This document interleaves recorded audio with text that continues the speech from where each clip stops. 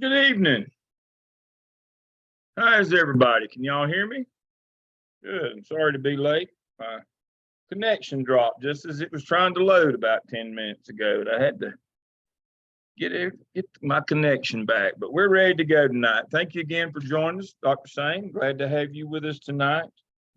Good to be back. Hope you had a good trip. Yeah. That's great.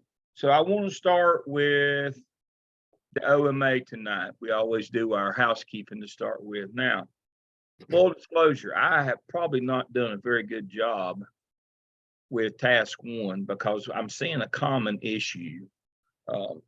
Now, I had, again, when I lost my internet connection, I lost some of my documents, so I may have to restore some of them. Let's see what I've got here. So what I want to focus on is, yeah, I lost the one I need. So let me see if I can get it back right quick. I want us to focus on the very last of the prompt for task one of the OMA, when it talks about the role that your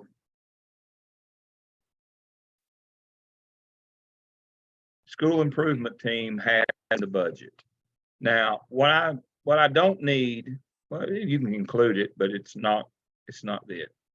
All right, so let's look at the prompt here for task one. The contextual analysis clearly describes the school's budgeting processes and procedures. Within this description, participation of school personnel in the school improvement team is delineated. So now, let me explain what I mean here. Budgeting is not purchase orders. It isn't the different accounts that you get from federal, state, local. It's how you put it all together and what priorities you place on your local school budget. You have some money at your school, some discretionary money. You have money that you've raised. You have a lot.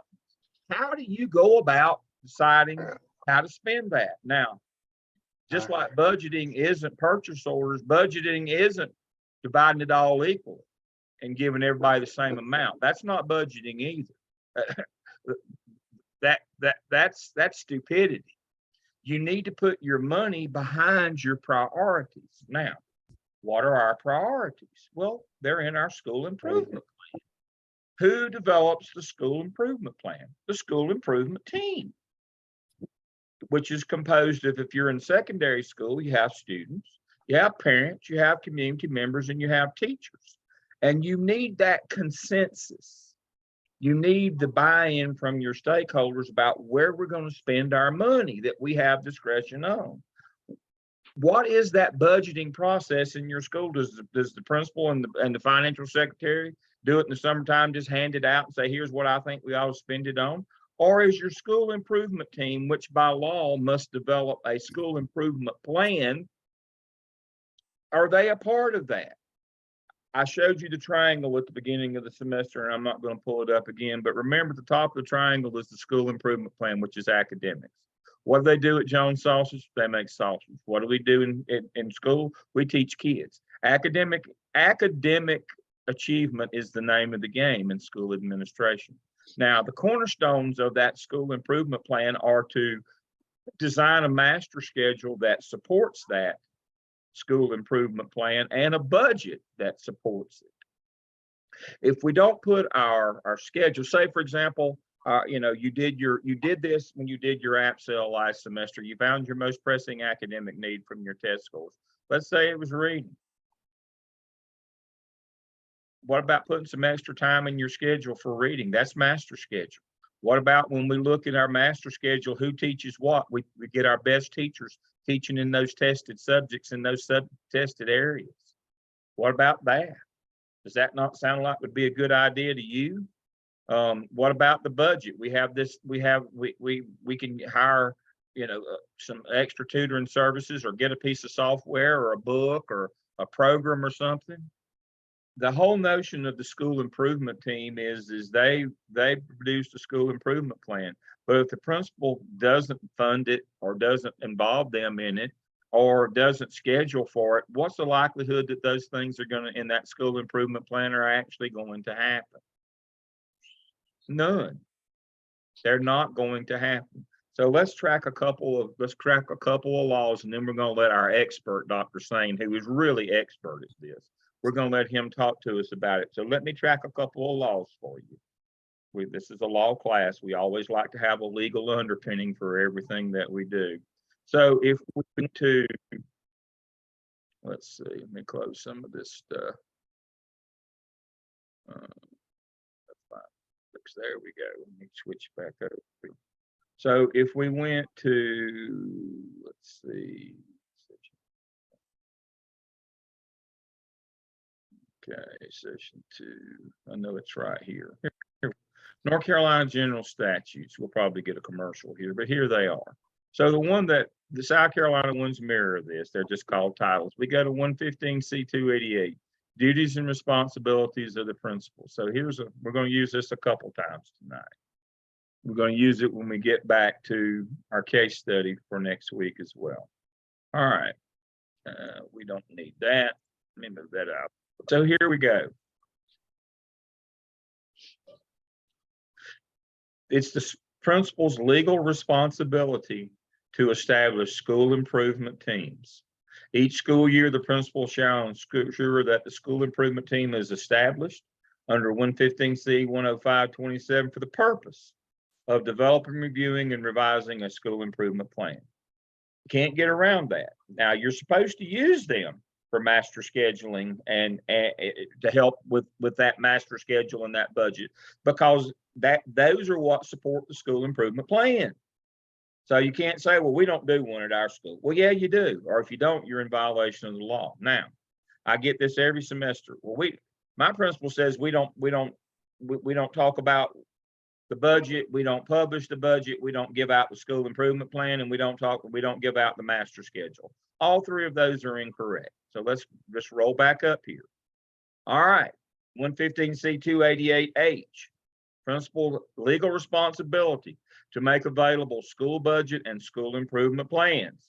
The principal shall maintain a copy of the school's current budget and school improvement plan, including any amendment to the plan, and shall allow parents of children in the school and other interested persons, that would be teachers and community members, to review and obtain such documents in accordance with Chapter 132 of the General Statute. So this notion that, oh, I make the budget myself, I don't have to have input, I don't have to tell anybody, all of those are false. Those are public documents and anybody can walk in any day, and you better have a copy of them. Or are you going to get hit with a suit? I'll tell you right quick. You have to declare what your budgeting priorities are, and you have to have a process for that budget. And that's what Dr. Sane's going to talk to us about. It can't just be that we get together. There's got to be a process to that budget. How did we determine what we're going to spend our money on? Now, the last thing I'm going to show you again, I lost some of this stuff in my blip while ago, but I'll get it back right quick. Dr. Robin Hamilton, you know her. She was with you last semester on coaching, and you saw this from her. And she talked to you about, let's see if I can find it right quick. Let's see, I may have to go here to find it. Let me go here. I think I need to think of travel law. All right.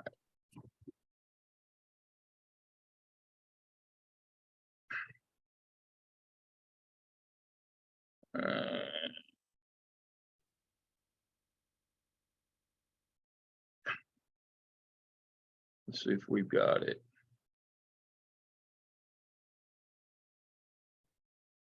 Let's see what I got here.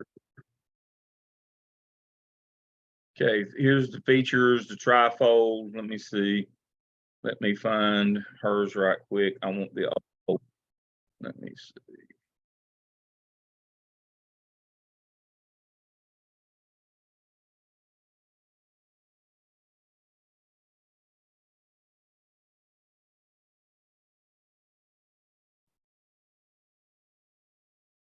Here we go. Also, what we're talking about when you get some local money, One of the things Robin does is she looks at her standardized testing and where her grades, the scores on her report card come from.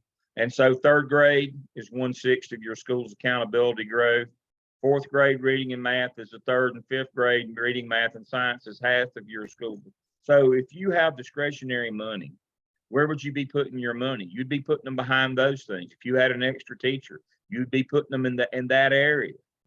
That's what we're talking about budgeting, is understanding, where should I be putting my people? Now, the second half of last semester, you developed a professional growth plan where you try to grow all your teachers, whether they're good, bad, or indifferent, into good ones. But you got to look at their data as well when you're master scheduling. This is part of that master schedule, and budget has to support your school improvement plan. You put your best teachers where they're the most effective until you can grow them into the ones you really want. So you track their growth and you look at them. So here's a couple of examples that she used with you last semester. So if we divide kids up into quintiles, with one being the highest and 5 being the lowest, you wouldn't dare put this teacher A with middle kids. You wouldn't dare put the teacher B with low kids, And so the notion here is, and I'll stop my share and we'll let Dr. Sane make some sense of this. The notion here is that school administration it does not operate on luck or chance or any of those things. There are certain things that if we know that we do, we'll get the results that we need. And we also know the corollary to that. If we don't do those things, if we give our friends and the people who have been there the longest, the classes that can't actually do the job, or if we don't put our money, if we give our friends the money, or we have our own pet projects and we don't support our school improvement plan, and we don't with our money, and we don't support it with our master schedule, doing the right things, that we will not be successful. Now, let me be very clear. In accountability, proficiency is about who you get. Growth's about what you do with them, and growth is the name of the game. What if you're not in a Mason Borough that's a high proficiency school because all the kids are like Lake Wobegon, they're good looking and better, and above average. What if you don't get kids like that? So growth is what we're talking about. We've got to move those test scores. We've got to get proficiency, and we got to get growth. There's a way to do that through that school improvement plan, but it has to be supported at each base by that budget and by that master schedule. And so what we're asking you in the OMA at the end of task 1 is, what role does your school improvement plan have in that budget? What is your budgeting process, and does that school improvement team have that develops that school improvement plan? Do they have a role? If they don't, more than likely you're not supporting your school improvement plan. Dr. Singh, talk to us about budgeting process. Well, first of all, Dr. Lamb, you brought up a great point. I'm just curious, of the class, how many of you know 115C 288? How many of you have read that, know that? Okay, so some of you do. You'd be amazed at how many principals that I have worked with don't. And that is the governing document of being a principal. And so one there is, the next question would be, how many of you as educators in your buildings are part of the budget process, or if you're on your school improvement teams? Or let me ask this question, how many are not? How many don't know how their budgets are ran at their schools? Anybody? That's a problem. And one of the biggest reasons why principals don't want, and listen, I was guilty of this as well as a principal. We don't want other people's opinions, because we all know once you get a lot of opinions in one room, it can become a bit chaotic.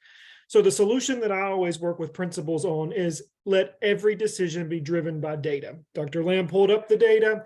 You can't argue with data. You can't argue with data with parents. You can't argue with data with community members, and it puts the focus back on instruction.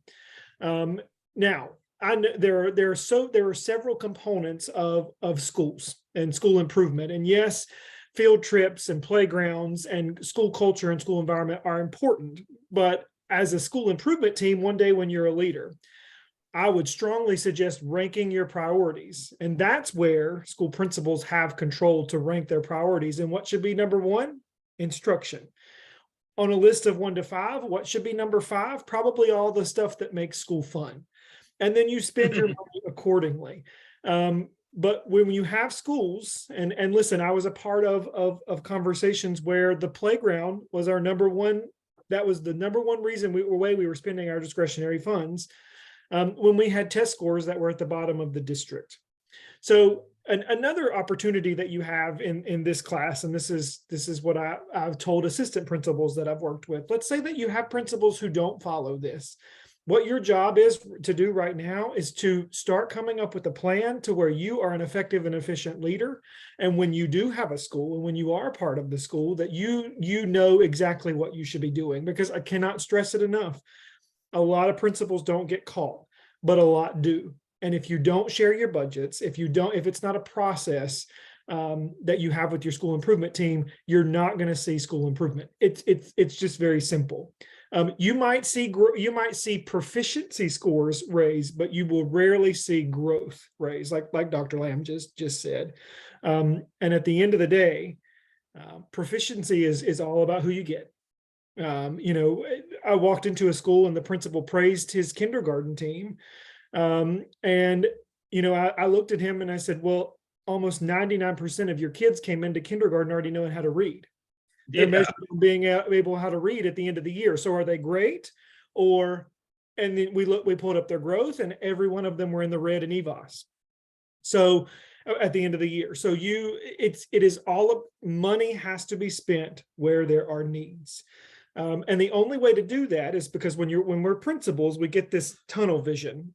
We've got to spend money on this. That school improvement team forces us as principals to listen and to grow as a team.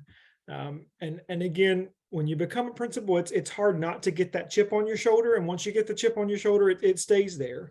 But the reason that these laws and these processes are in place is to make sure that we have a decision-making process with money that's going to drive student achievement, student growth.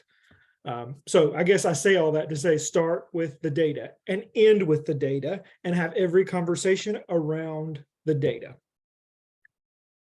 Thank you. So, when we started last semester, we started with the data. That's the first thing we had you do. We had you do a data dive with your PLC that you formed. We started the OMA.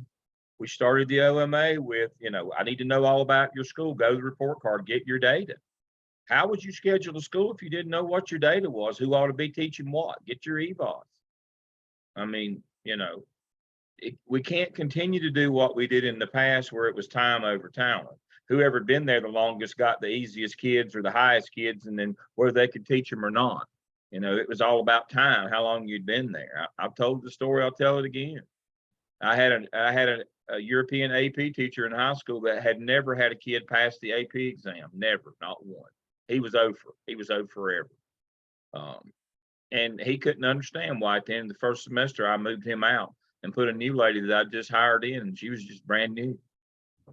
And she came in, she said, it's not my turn. I just got here. I said, it ain't about turn, it's about talent.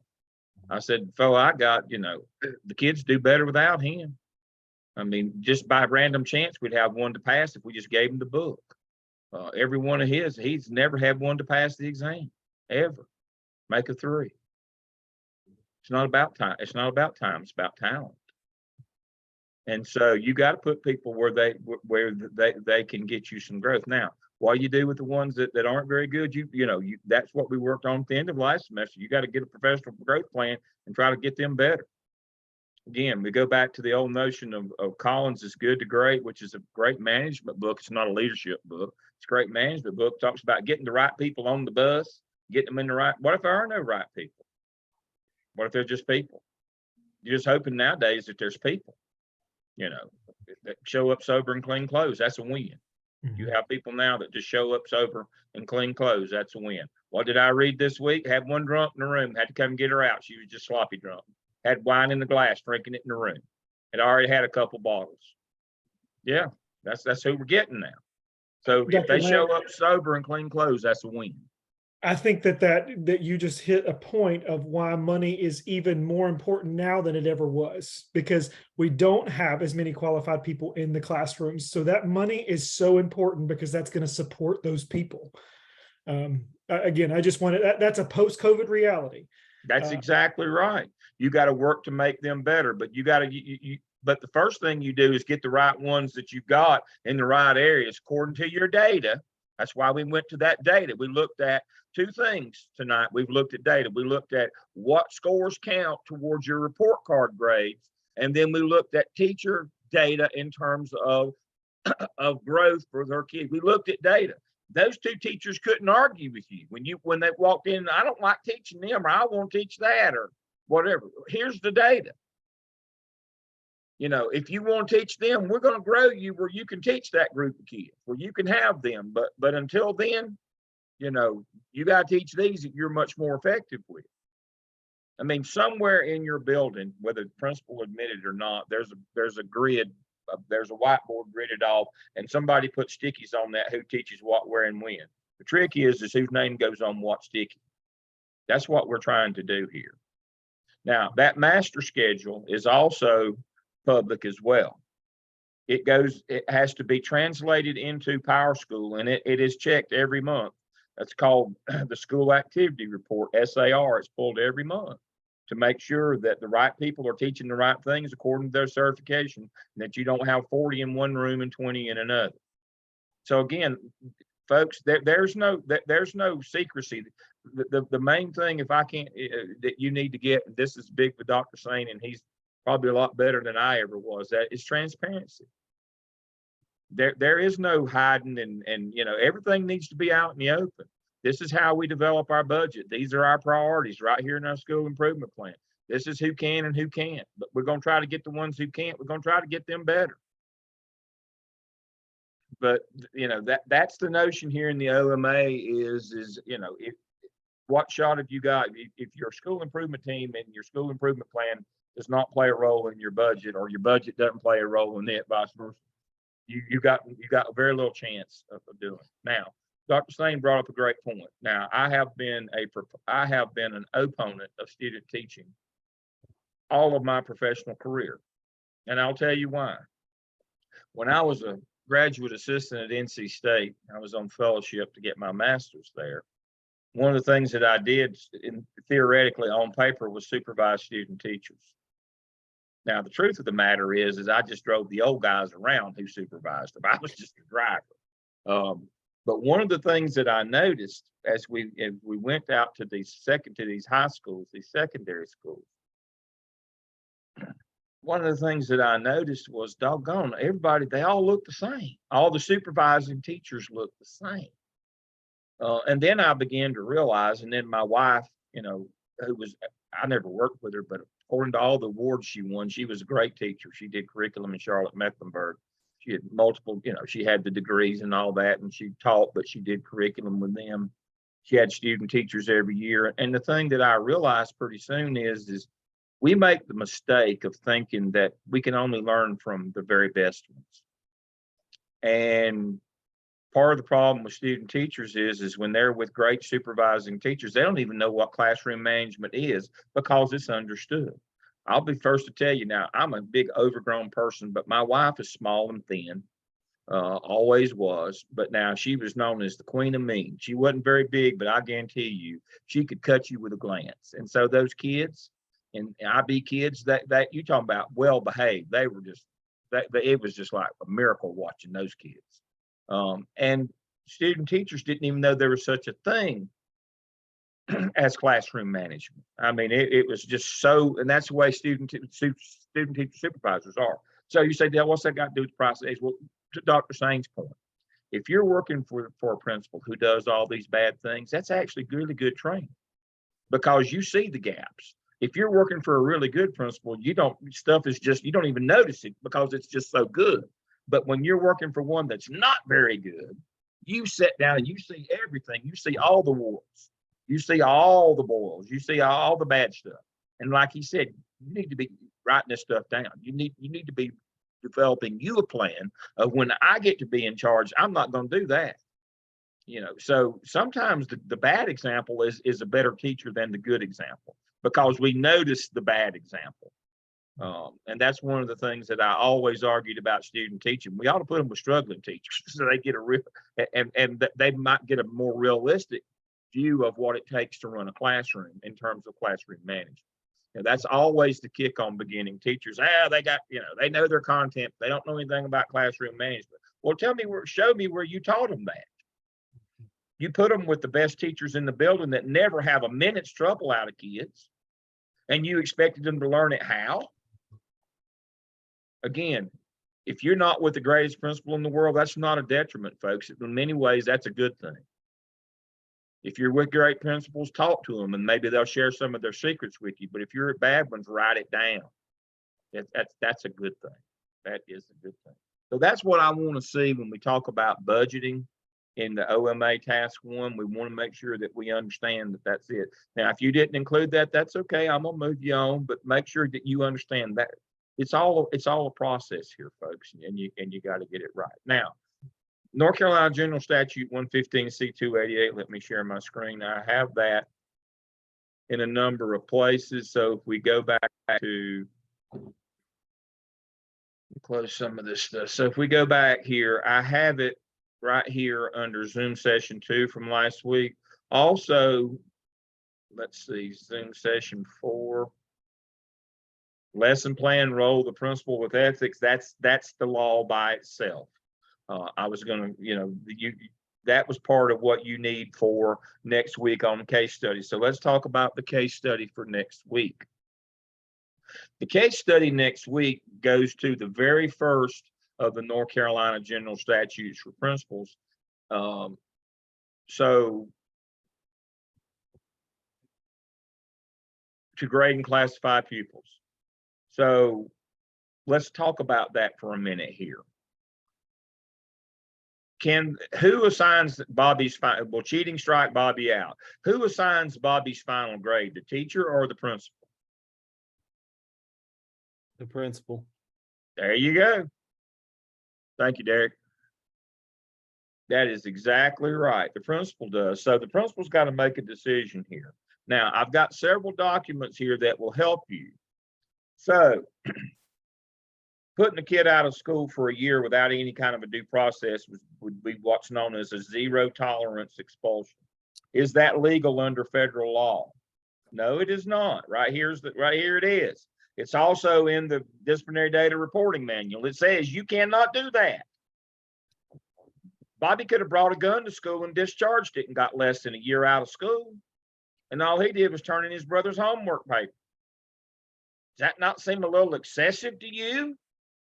Now, don't be one of those nitwits who says, but you always got to support teachers. No, you don't. You remember when you were a kid and your mama said, if your friend jumped off the roof, would you jump off with them? That's what we're talking about here. If this teacher decides to forfeit her house and her career, that's on her. But you can't go along with that. Zero tolerance. This kid didn't get any due process of any kind. And oh, by the way, what's the most you can do to a kid for cheating? The most you can do is 1 day of in-school suspension. Bobby got put out for a whole year. You say, Dale, what are you talking about? Well, remember, I showed you last week the disciplinary data reporting manual. The state of North Carolina says these things will not happen in our schools. Doesn't say what punishment you'll give. That's up to the local board to develop a code of conduct and adopt it. So if we looked at what we're going to cover the week after, if we looked at a code of conduct, and again, excuse me for not having this already up. So if we looked at a code of conduct and it said, cheating, what would the punishment be? If I can get this to, okay, so what we're going to do is we're going to look up right quick. I think it's starts on page 11. All right.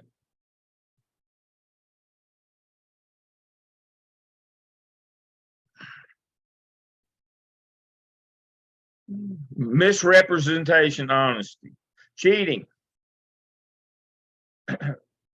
the most you can do, which would be because, first offense would be a level 1 response. So let's go to a level 1 response, and your district has this as well. So here's the things that you could do to this kid. This is the most in the whole list of things. This is the most that you could do, would be 1 day of in-school suspension for cheating. You said, but Dale, it said that in the case study, it said may fail. Well, how do we know that meant may fail the assignment and not fail for the year again? It's against the law to put in a zero tolerance policy. If you do this, you fail for the year. You can't do that. You have to know the law to know, well, that can't mean fail for the year. It only means they can fail that assignment. But really, this is a disciplinary issue. So normally what we would do in the case of that, we'd have the kid make up the assignment. And if we really wanted to be punitive, we'd give him 1 day of ISS, because that's the most we can give him. We could just do a conference. But this kid got put out for a whole year. Does that not seem capricious to you? So let's talk about the standards here. There's 2 standards, arbitrary and capricious under the law, when we talk about due process. What's arbitrary? Well, I'll explain arbitrary to you. All right. So me and Derek, we're out behind the gym and we're smoking. And Dr. Sane, he's the principal, and he comes along and catches us. And he sends Derek back to class, and he just shoots me, pulls out a gun, just shoots me graveyard dead right there. Well, he's violated both of the tenets of arbitrary and capricious. The arbitrary part is he punished me and didn't punish Derek. That's the first part. That's arbitrary. The second part is capricious, is while smoking is pretty bad for you. I'm not a smoker, but it seems like it'd be pretty bad for you. I think shooting me is a little excessive in terms of the punishment. I don't think that fit the crime. So what we have to do is we have to go to the code of conduct in our districts, and you know this because you got every one of them, and we have to see what our range of punishments could be. Putting a kid out for a whole year for turning in his brother's homework seems a little excessive. And you have violated federal law, equal protection under law, no due process, 14th Amendment. You have violated his civil rights, OCR. You have violated zero tolerance. You have violated the state. Now you violated the local policy on how much punishment. That's your local district. You've also violated state policy on the grading scale. There's a grading scale. There certainly is. Now, I've got it. Let me see. Let me share it. But I'm telling you, I can't even understand it. It's so convoluted the way that it's been done now. So so right here is an interpretation. I'll show you the document so you'll know I'm not pulling your leg, but I have simplified it for you. I think I put it in your shell under tonight. All right, so here is, in South Carolina is the same. So here is the State Board of Education policy on grading scales. Now, there's a little variation, and the local board adopts the scale, but they give them a little wiggle room, and here's where the wiggle room is. State testing can count between 20, or should count no less than 20 and no more than 30. This variations is to allow some districts to do quarterly testing. Dr. Sane, when you in Lincoln, do y'all do quarterly there? They do the North Carolina check-ins, but they don't count they're out of the grading policy. All right, so that's what I'm talking about. That's that local decision that allows you to do that. Now, last district I worked in, we did quarterlies and we did count that, but that's that variation. And again, if you count it, but it can't count less than 20 or more than 30. All right, and so class assessment tests count 30. Now that's class, the test that the teacher made and gives and assessments they give. In-class assignment projects, 20%. Out-of-class assignment projects, 10%. Homework, 10%. Now that's cumulative for the entire year. This teacher manipulated the grading scale and counted one homework assignment. Now, if you want to argue with me, you could say, well, that was an out-of-class assignment. It doesn't matter. As you can see, either one of those, whichever one you want to count it, cumulative for the year, they can only count 10%. Certainly that, it's a manipulation, a violation of state law to make one homework assignment count more than half of the yearly grade and fail a kid for the year.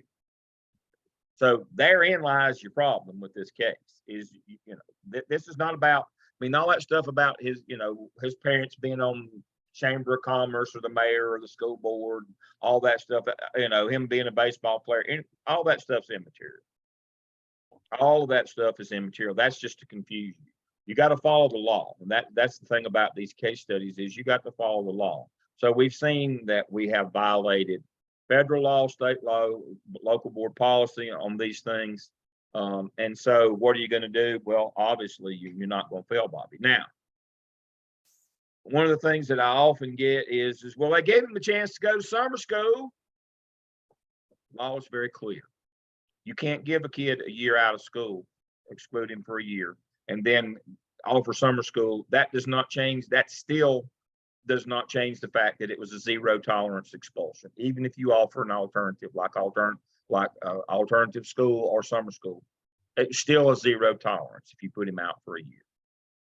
Even if you gave him an alternative, it's still a violation of federal law on zero tolerance. And that's written into that manual, that North Carolina Disciplinary Data Reporting Manual. It says it clearly in the manual, even if you do that. So this teacher has violated so many laws along the way.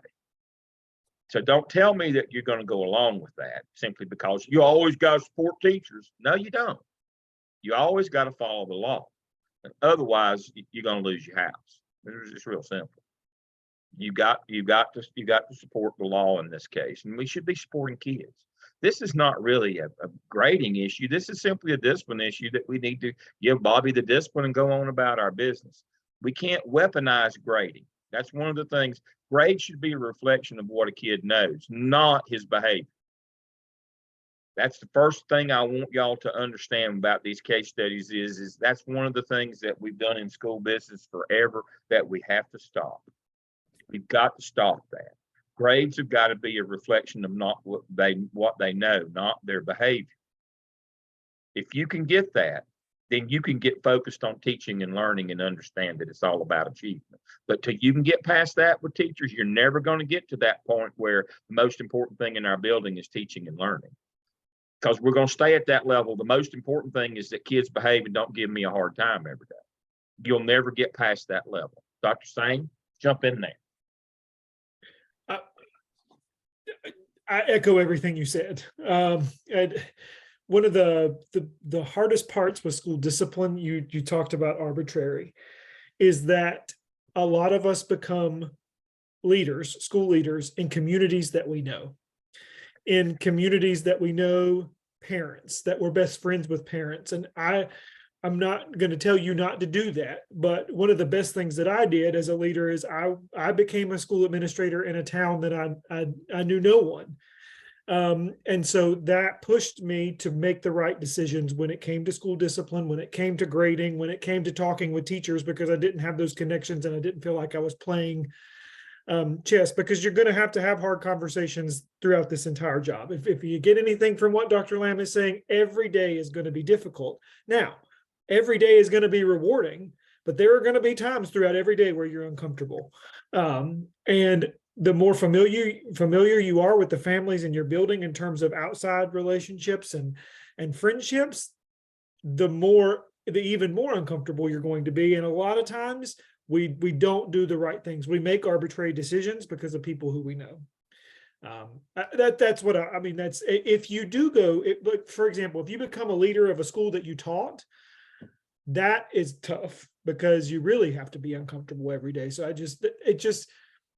I call it a good uncomfortable, and you got to get familiar with it and you got to get comfortable with it because it's going to happen if you want to be successful at what you're doing. You got to be able to have those critical conversations with your faculty and with kids and with parents and community members. We used to call those, as Ron Thompson would say, come to Jesus meetings, but now we call them critical conversations. But you got to be able to have those. If you can't do this job. You can't, you got to do the right things, not the easy things. And that's what we're talking about here. In this case, the teacher was completely wrong. Full disclosure, Bobby's a turd. His family's probably turds too. And she saw a shot and she took it. You'll have teachers who do that. I'm sorry. We're all just human. that she took her chance. She saw her shot. She saw her opportunity. She took her. She shot her shot. But you can't allow that. Whether Bobby is the son of the mayor, or Bobby is down from below the tracks. It doesn't matter. That's part of the arbitrary as well. You can't have two sets of rules in your building. You just can't do that. Dr. Lamb, Kim had a great question about. I'm sorry. She had a question in the chat about North Carolina EOGs counting as grades for elementary students. And Kim, that is per board policy. So for example, the districts that I worked for said no, and that was K-8. But like Dr. Lamb said, it must be consistent. It can't be where one school says yes, one school doesn't. It's typically from the school board. Yes. I don't know how you guys did that in Charlotte Mech, Dr. Lamb. The same again, the state sets the guidelines or the parameters, and the local board adopts the actual policy, and it's straight across at each level. It doesn't go by school. Let me show you that. That's what I have that. That's why I said, now I'll be the first to tell you that it's going to take a minute to figure this thing out now, because it's very convoluted. So that's why I said I simplified it for you right here. But let me pull it up. I think I have this one loaded in your shell as well.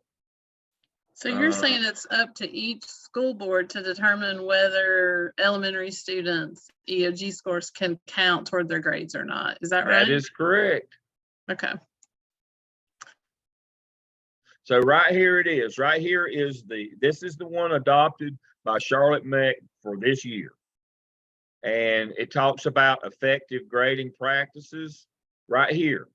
Grades should reflect achievement, learning outcomes. And they didn't say the quiet part out loud like I do, and not their behavior. That's the very first thing they tell you. Grade number 2, they did say the quiet part out loud. Grades will not be used in a punitive manner. That's exactly what this case study is about. That's why I said that's why we start with this one. This is the first law that you got to understand as a principal about grading, and you'll get 1,000 things about it. You better know all the law in and around grading, because parents will be on you, especially if it's for scholarships or valedictorian and all that kind of stuff. But right here, and then it talks about what an assignment is and what they should be. Shouldn't be sending, if you don't do worksheets in school, why should you be sending them home? Homework should be for reinforcement only. Shouldn't have that much of it. I mean, all that stuff tells you. But right here, and it has it for elementary, middle, and high. And so types of assignments, and it explains they have different terminology than what we used to have. But when they talk about prepare, that's smaller assignments. Practice new learning. That would be homework, warm-ups. That's what I was talking about. That here's the old language in parentheses, here's the new language. But it says for each of these levels, what can count and how much. All right, rehearse. That would be what we used to call quizzes and assessments. That's why I said tests and assessments. They call that rehearse now. Whatever, that's fine with me. And then perform. This is the big stuff. And here it is. And so they have it, they have it, and here are the teacher expectations. PLC roles, 504 plans. I mean, they got that, it's almost like, they were watching this class and said, oh, we better put this together. It has all the stuff in it. But see, this is the grading policy, but it has those things that we're talking about tonight in it as well, about not being arbitrary, not being capricious, stating your it's the same for everybody. What we're trying to do here, effective grading practices. I mean, that we're trying to build a culture of teaching and learning, and using grades, weaponizing grades will not help that. And grades are supposed to reflect what a kid knows, his achievement, all these kinds of things that we've talked about. They put it in theirs. And so bottom line on the case study is there's no grading policy anywhere that would allow what happened to Bobby, because it violates federal law, state law, and local board policy. It also, again, 14th Amendment, I mean, everything. It violates way too many laws. Office of Civil Rights, it's zero tolerance expulsion, that's federal. I mean, it is a cacophony of wrong. I could, if I sat down and figured out, I could probably point out at least 10 federal, state, and local policies that it violates on any of your districts. Probably pull out 10 of it out of it. Now, I had a group, let me see, I think I had them in the summer. And one of the things that they wanted to talk about was Bobby being an athlete. We kind of got, I think, Dr. Sane, you might have been with me when we got over in that. And one of the things that they talked about was, how much time was Bobby spending? I said, well, no more than 90 minutes. They said, well, how do you know that? They're talking about, well, Bobby, maybe Bobby was practicing and doing all that. I said, no, Bobby can't practice but 90 minutes a day. They said, well, where in the world did you hear that from? My kid practices 4 hours every. No, they don't in public school. So what you have to understand, if we got over into that about Bobby's practice time and how much time he's spending, North Carolina High School Athletic Association publishes a handbook.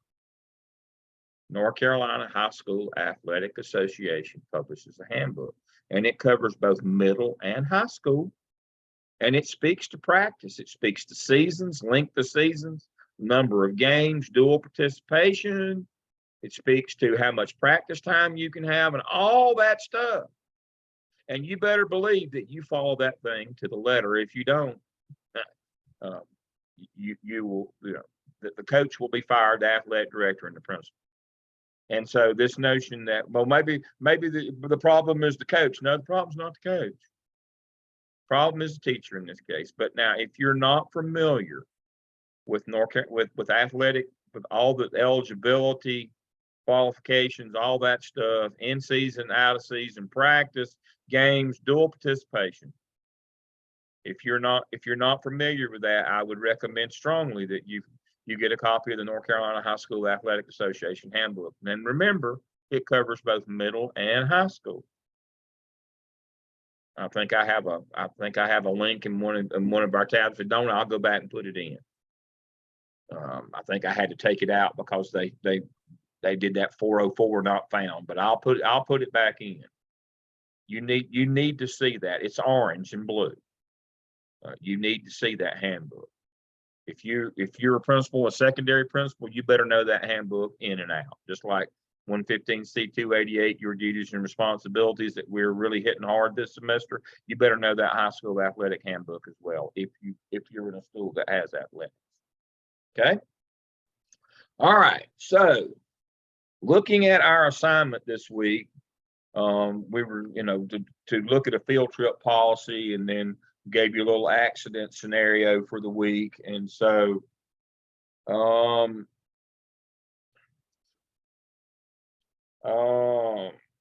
I like Sandra. She had a good point. Sarah had a good point. Because Sarah, I won't start with Sarah because she said, Sarah, there you are, said this happened to her. I want Sarah to tell us her story tonight. I really enjoyed reading it. Thank you, Sarah. Oh, about the parent who hit us? Yeah.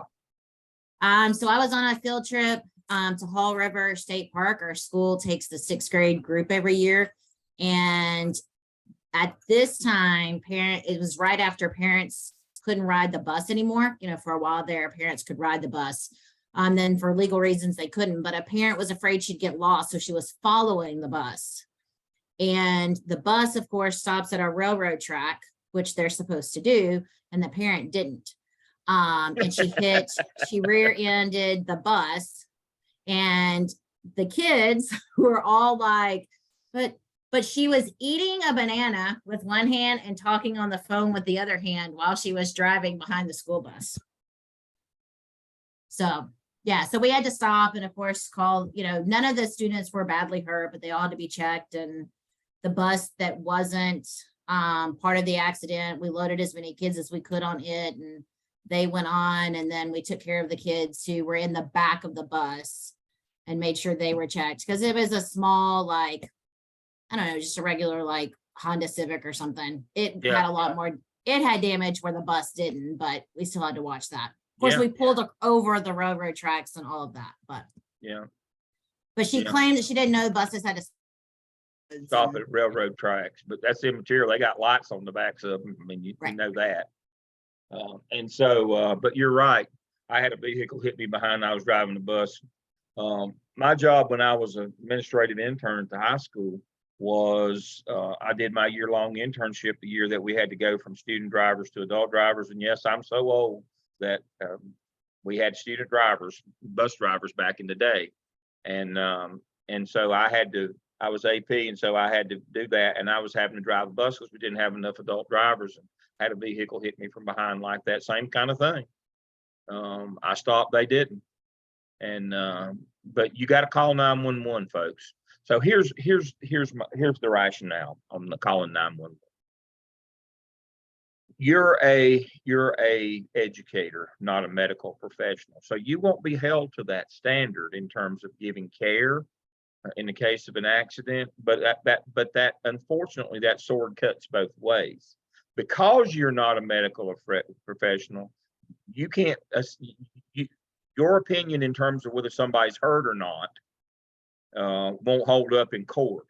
Your first responsibility, if you're in charge, is I don't care what anybody tells you, you got to call 911 immediately and get emergency personnel out there, because you'd be amazed. We had a bus wreck. We had a similar situation in Charlotte in Delahaye Court. And by the time that I got there, we had people that was pulling up, laying on the sidewalk that wasn't even on the bus, claiming they were injured. You got to call 911 and shut this, and lock it down immediately. It was amazing what happened there.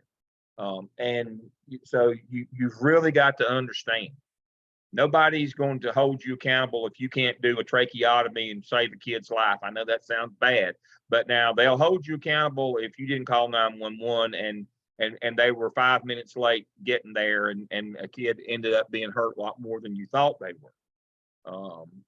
That's the problem. So to protect yourself, I don't care. There is no major, there is no minor. If somebody hits a bus and you're in charge, you call 911 immediately.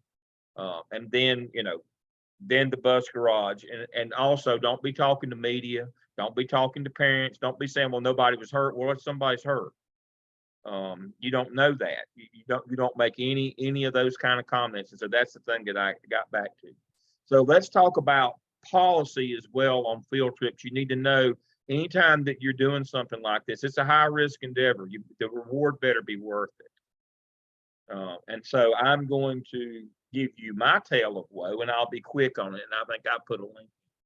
So on June 9th, 1988, I took a group to Asheboro to the zoological park.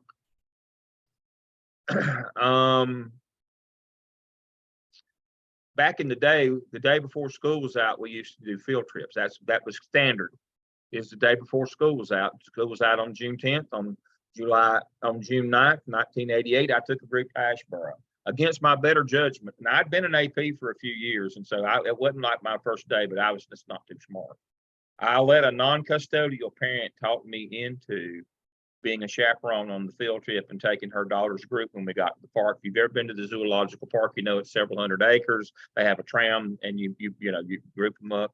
Now, I should have been smart enough to know that there was a reason why she was a non-custodial parent, but that was back in the days before permission slips and background checks on getting parents had to get approved and do all that. And so she refused to come to the bus when I called for everybody to come to the bus. I'm going back one more time. There was a storm coming, and we knew there was a bad storm. Sirens went off. You're supposed to evacuate the park, but she wouldn't bring her group back. And we got caught in the storm, and me running back and forth nearly about a mile out to the parking lot and back where they make you park the tour buses. And we finally got all of our kids in the buses just as the bad storm hit. And so here is what happened. Dale can't make this kind of stuff up.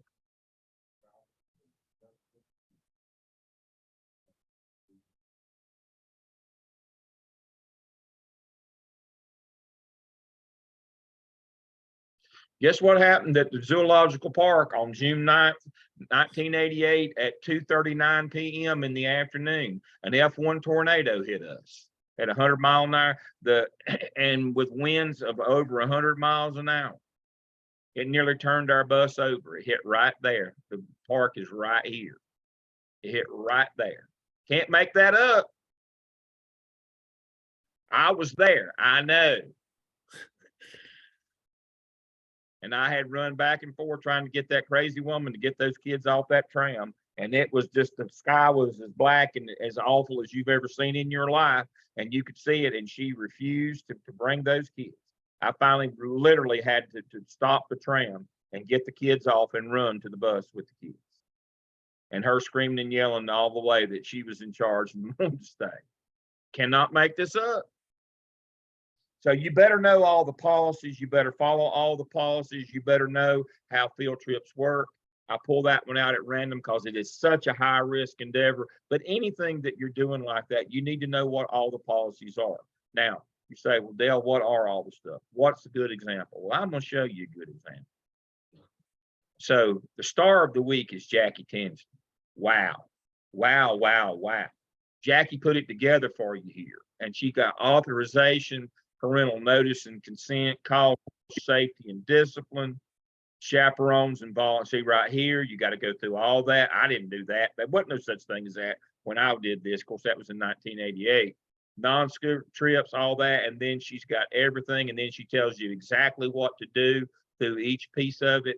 So kudos to our classmate, Jackie. What a tremendous job she did for us all. You got to know this stuff, folks. Field trips, is like, well, Dad, why you? I'm telling you, field trips are they're way more liability than the benefit you get most of the time. And you got to be the bad guy and say, is that really the best way to teach that material?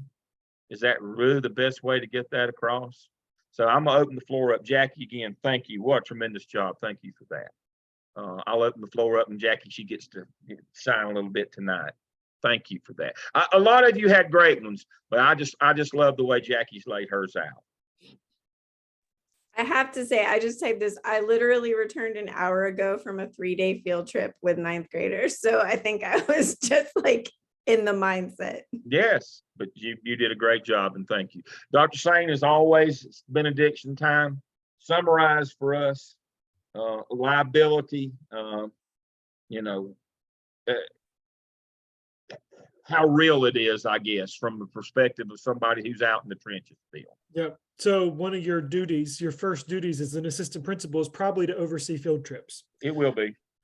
And so every dirty job, that'll be yours. Yeah. And so by the end of your first year of an AP, you're going to cuss field trips and you're just going to go tell teachers that they shouldn't go on any. I guarantee you, you're going to hate it, primarily to find bus drivers for it and then actually get the transportation. That's what you're going to hate the most. But one of the things that we forget is when we think that kids leave the building, that we no longer, we become relaxed. Teachers become a little bit more relaxed on the plan. But if you think about how we have a detailed crisis plan, or we should, for when students are in our buildings, guess what? That crisis plan must follow them to wherever they're going. And so how many of you can say, as a former educator, I mean, when I was a teacher, I didn't had a crisis plan for what would happen in the event of an emergency. And I'm telling you, in today's society, when you can walk into any building and there be somebody there to shoot you, it is so critical that you have a crisis plan for your kids. And what that means is you have to know the destination. So for example, the zoo, you've got to know where there are buildings that you could take the kids in the event of a crisis plan. And if you don't want to get sued, you must have it written down, and everybody on that trip should be aware of it. But I'm telling you, that is the first thing that we kind of forget when we leave the building, is that, oh, we don't have to have the same detailed regimented plans because we're outside of our brick and mortar school. And that is not the case. There must be crisis plans must follow the teacher everywhere those students go. And as an AP, you've got to be the one that makes sure that happens. Excellent. I'm very pleased with your work. You're getting it in on time. Again, manage your time. We're going to have our first case study next week. You will all 4 groups will present. We'll go right down the line. You'll present the same one. Please remember, you know the content of this one. I've kind of clued you in, but this is, two things are happening. You're using technology to collaborate to produce a product, that PowerPoint. That's another level skill set up. And that's what you've got to do when you lead a faculty. You've got to be able to get up in front of them and have a visual for learning. Again, I was a little bit slow tonight because I lost everything when my internet went down, but we were able to get those things. You use those kinds of things as aids to what you do. And so that's, again, you're going to be presenting to a faculty next week. You're going to be presenting to a faculty. You got to get used to being able to, to seize the room and hold the room, because that's going to be a big part of being a principal. So that, you're going to get all the dirty jobs in the world as an assistant principal. That won't really prepare you as well as it should for being a principal. But this is one of those things that will prepare you to be a principal. So I'm pleased with your OMA, your weekly turn-ins on your assignments. Read through those. Minimum time. Everybody gets, it shouldn't take you, 15, 20 minutes, to work through your slides, and that's not that. I mean, when you go in front of a faculty, if you've got a slideshow that lasts 2 hours, how effective do you think that would be? I mean, you need to get in the habit where you can summarize War and Peace in 5 minutes.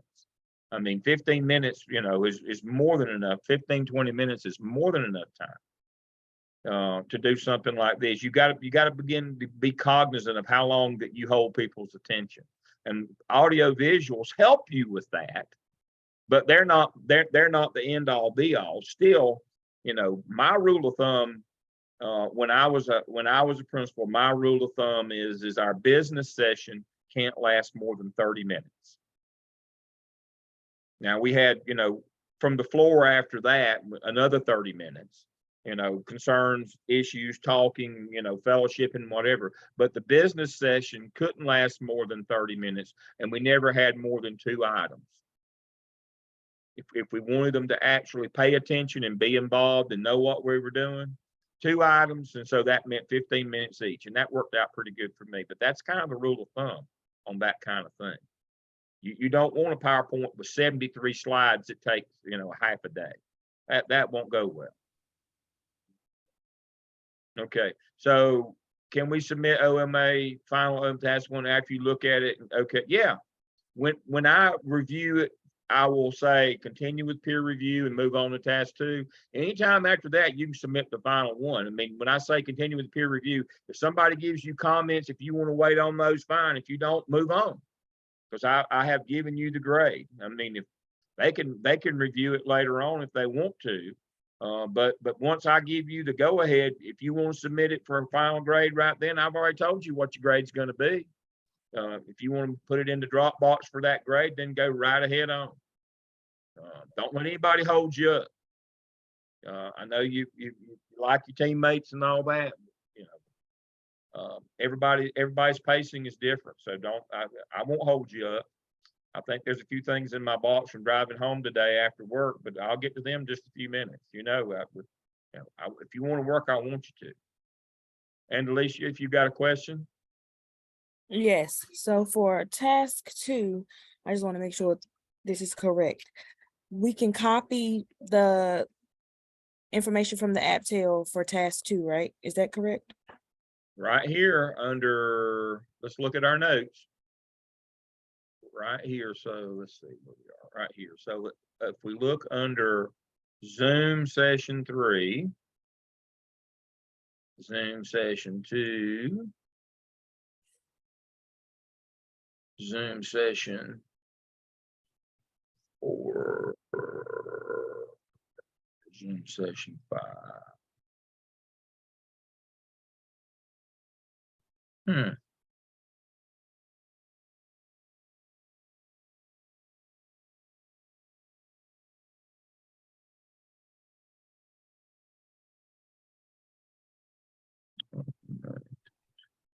Is it in the The prompts, Mhm.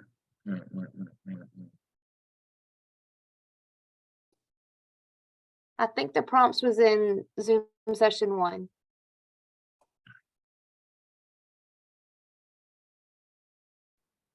I think you're right. So right here, but I had another one and I don't know.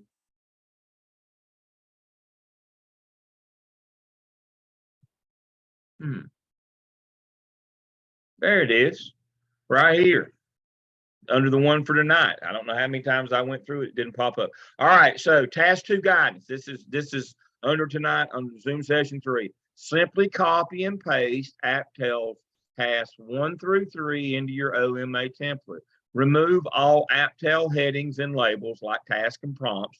Be sure to include the graphic organizer of your professional growth plan from AppTel Task 3. Do not put it in your appendices. It needs to be in the body of OMA Task 2. That's the only mistake that you can really make on that one. So right there it is. Tells you we want the AppTel Tasks 1 through 3. We want you to take them off the labels. All right. 2 participants raised their hand. All right. I can't see who. Kristen, you go first. I was just gonna ask, and I know we're taking the headings off. Do we need to replace the headings with anything that pertains to that, or? Well, you put it in the appropriate place on your OMA template. So let me pull up the OMA template. All right, so here's pretty much my rule of thumb. Let's look at OMA task and prompt. Let's look at that. So let's up the template here.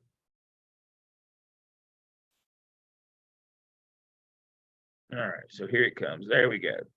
All right, so the candidate will develop a plan for instruction. So you're going to stick it right in here. All right, so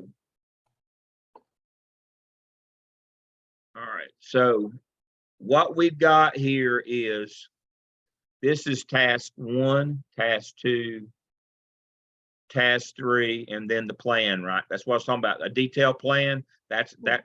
So this is all of task 1, just how this is your heading right here, and stick task 1 under it, task 2, task 3, and then under this, you have that graphic organizer, and then appropriate and lawful service exceptional learners, special populations are addressed throughout. That's embedded all the way already. That one you don't really have to have anything that goes under that. Now, what you can do, what I've had students do, is copy that the EC audit, federal audit from task 1, or just say refer to task 1 for the EC audit. Don't copy it again. But you can do that there. Just see task 1 for federal, for special populations or programs. But again, this is task 1 right here. This one is task 1. This is task 2 of the AppTel. This is task 3, and this is the actual physical graphic organizer at the end of task 3 goes right here. And then for this, just say refer to task 1. So I'm talking about, this is a 5-minute deal here. This is not rocket science. You're welcome. Derek, you got a question? Yes, sir. Just one thing.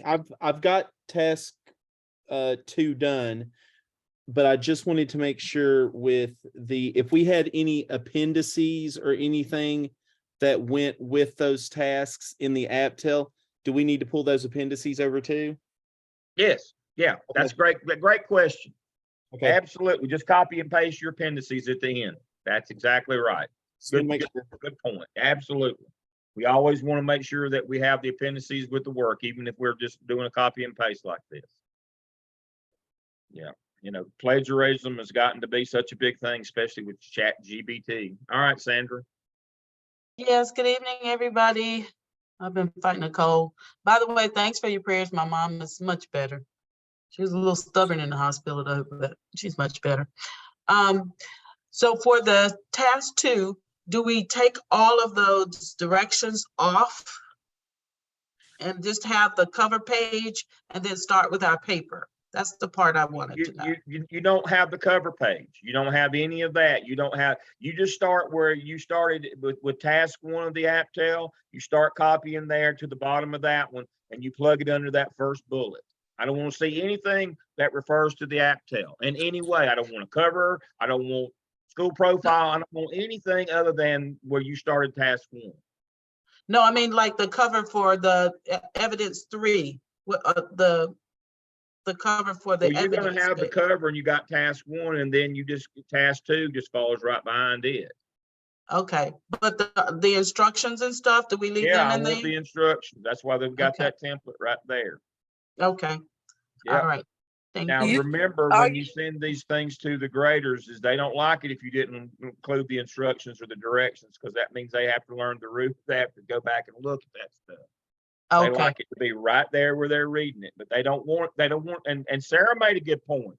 You know, you may have to adjust your figure numbers because, you know, that they get confused if you're using the figure numbers from the previous AppTel. You may have to change those, but you want it to look like an original piece of work. Okay. It will not take very long to put it all together and then just adjust. If you got page numbers, make sure those match up. okay. Doctor, am I able to, this is Tori Alexander, Yeah.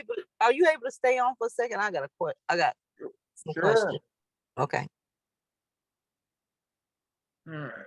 So, I mean, it's just a copy and paste, and it just goes right under those bullets. There's 4 bullets and there's 4 things, task 1, 2, 3, and then your graphic organizer at the end of 3 goes under that one. And then you just, you know, that last bullet is as a section heading, just simply say, refer to task 1, where you've done your EC audit. Don't have it in 1 and then have the redundancy of having it in 2. That makes the graders mad when they have to read the same thing twice, back-to-back chapters like that, or back-to-back tasks. Don't do that to them. And that's one of the reasons why we make sure we do it in 1, because we're going to have to do it in 2 anyway. It's easier to do it in 1. Task 1. All right. Anybody else have anything else? I mean, it's pretty simple. It lines right up. I had a hard time with your action plan copy, and yeah, I know. That's why you need to use that graphic organizer that I gave you. It's a Word document. If you use something that some of these fancy Word programs, you pay for it. You know, the simpler is better on this. Yeah, it was just a hard time because like the action plan the paper was turned and it was turned on when I copied it, but then when I copied it to the new document, it like made the whole paper turn. So I had to like. Yeah, it makes everything landscape, doesn't it? Yes. Oh, I know. I have I that just had to- problem when I edit documents, like when I do the updates on all the handbooks, especially the scale handbook. Some of the documents are turned like that into landscape. And when we get to the rubrics with those action plan rubrics, those graphic organizers, oh, I know. If I had hair, it'd fall out. That's exactly right. But yeah, those are the kinds of things, but it shouldn't take you very long just to plug and play those things in there. You've already done the work. Just make sure that it looks professional. So when they read it, they won't be confused. You know, they get upset if if everything doesn't kind of line up. That they like for it to be easy. Remember, they get a set price to grade these things, whether it takes them a long time or a little bit of time. They don't like for them to take them any longer than they have to. They like for the directions being right there, the prompts. They like for all the page numbers to match. They like for the figure numbers to be consecutive. They want the references right there at the end so they can check those right quick.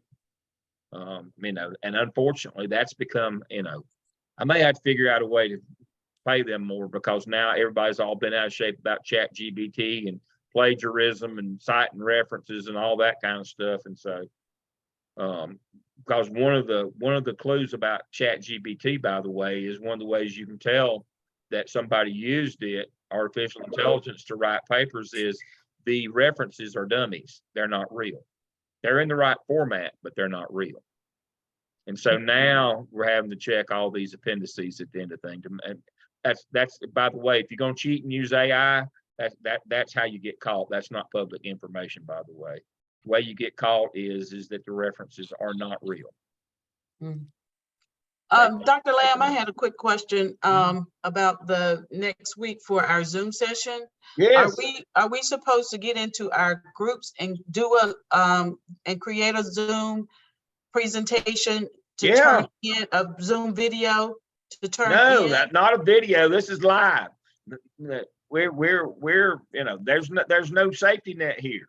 You Okay. have a PowerPoint. When y'all come on, y'all gonna be live. Okay, and Y'all we'll are just gonna be share our live. PowerPoint. I'm gonna let y'all share your screen, and when one of you and all of you gonna present, one of you's gonna share their screen, and you're gonna be live. Now you ain't gonna get off easy enough recording something so that I can't be yelling, screaming, and throwing stuff. That's not gonna happen because I'm gonna let all your blood out. No, no pre-recorded, no pre-recorded videos. You got to take it. You got to be live. Okay, so we'll turn in then the PowerPoint. Each of us Yes, will turn in the There's a PowerPoint. Dropbox for the PowerPoint and the reflection. That is Okay. correct. Now, please remember that you know, one of you turning it in is everybody's got to turn in the same PowerPoint if you want to grade for it.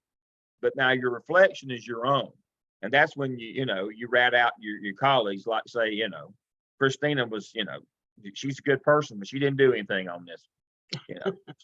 That's when you share with me your thoughts, because that goes to the private Dropbox. Or you say Christina was a star in our group this time. Okay, so we're doing reflections about working together as a Yes. team and not on the Yeah. case study. Okay, Yeah. perfect.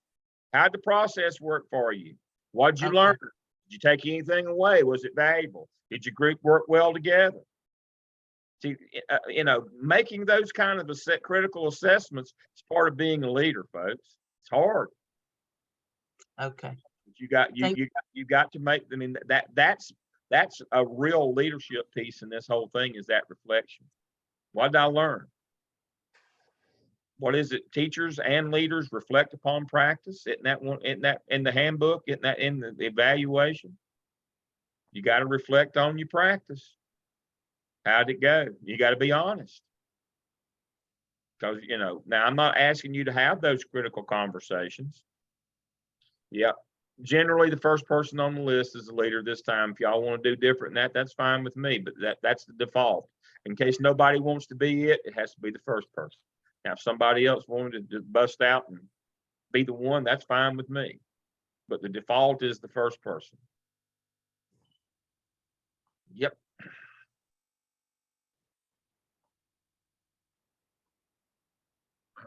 I don't see any other question. Of course, I don't do the chat. Things kind of go crazy. All right. Thank you. Hard time. Yep. Got this. All right. So we will see y'all. I tell you what, look at me. I'll be so excited next week that I won't be able to eat all day. Now, how excited would I have to be not to want to eat all day? But this is my favorite thing of all the things to do. Is case study night is my favorite. I cannot wait. I know that y'all will be great, though. I always anticipate that you're going to be great, and we'll have a lot of fun if nothing else. Or at least I will. And so hopefully you will too. So I'll see you all next Wednesday. Prayers for you. Again, glad we got a couple of you with health issues or family health issues. I hope those are going better for you. Derek, hope your mom's doing better. And so I will see y'all next Wednesday. Again, Dr. Sane, thank you again for being our resident expert and being here with us tonight. You add so much to what we do. Thank you. All right, so I'm going to stop. I'm going to pause.